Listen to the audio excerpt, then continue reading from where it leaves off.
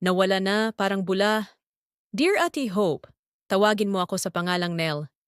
Nagkakilala kami ni Mar sa FB. Nasa Taiwan ako. At siya naman po ay sa Saudi.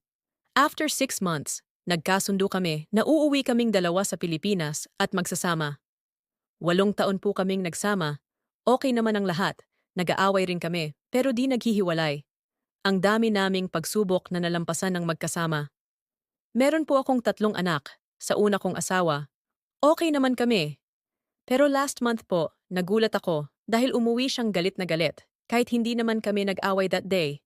At nag-impake siya at umuwi sa kanila. Di ko siya pinigilan dahil ganun siya tuwing galit sa akin. Umuuwi siya sa kanila. Pero after few days, babalik din naman sa amin.